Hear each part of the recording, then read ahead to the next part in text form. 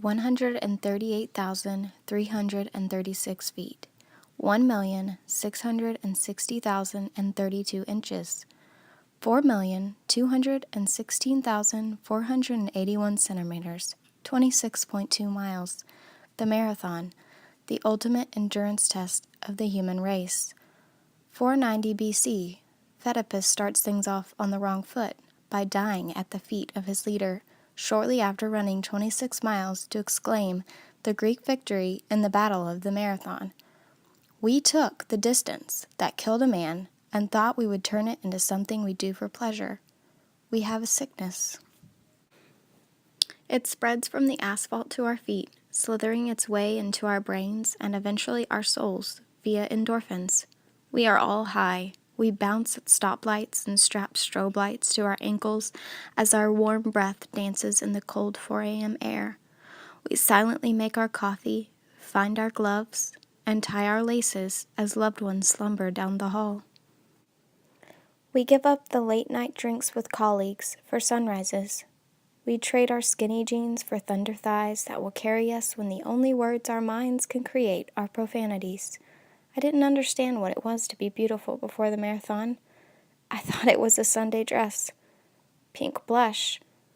Hair looking like silk. I didn't know beauty at the start line.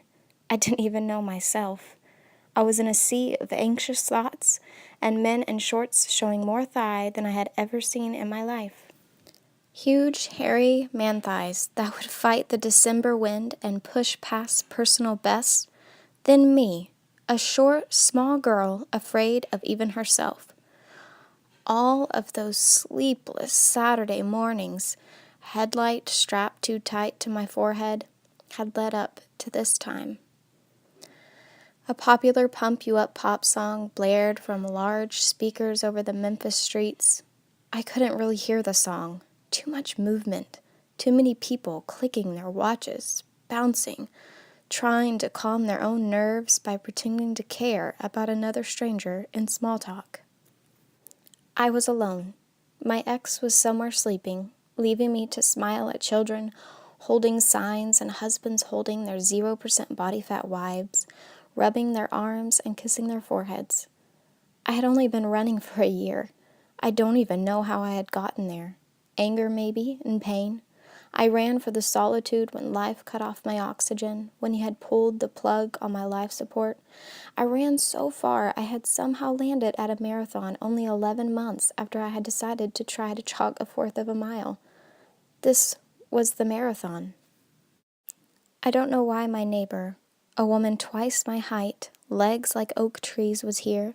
I didn't even know why I was there at that line, to claim myself again maybe.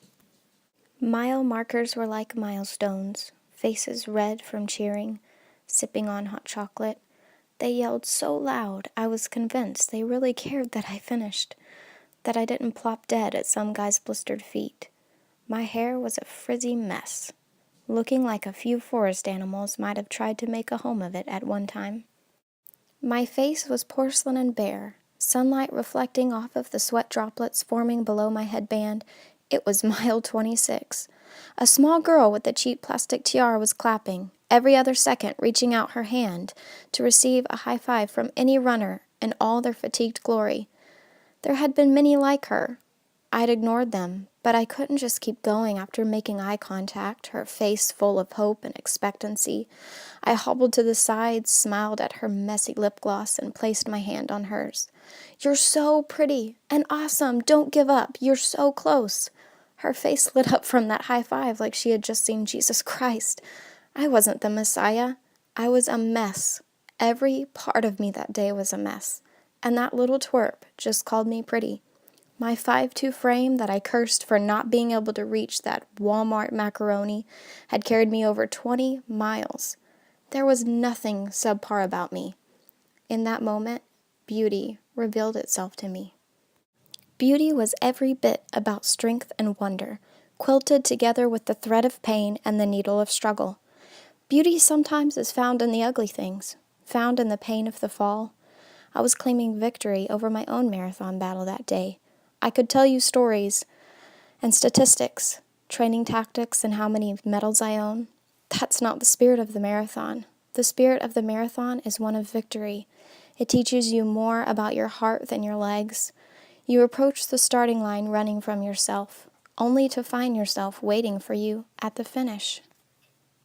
It is a stranger cheering for you in the cold air, handing you Gatorade when your fingers can no longer work on their own. When you round the last corner to the last mile marker, everything goes away.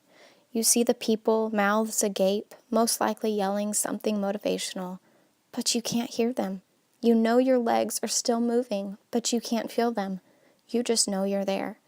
You just know yourself, the one much stronger and more victorious than the one you are now, is at the finish with the medal around her neck. You're shuffled through the neck of the gate, surrounded with banana halves and off-brand water bottles. You lay in the grass. The girl, the one afraid of so many things, lies dead somewhere on the course, at the feet of fear and uncertainty. Before Oedipus dropped dead, exhausted, overwhelmed physically from the marathon and emotionally with victory, he spoke. He said one word, Nike, victory.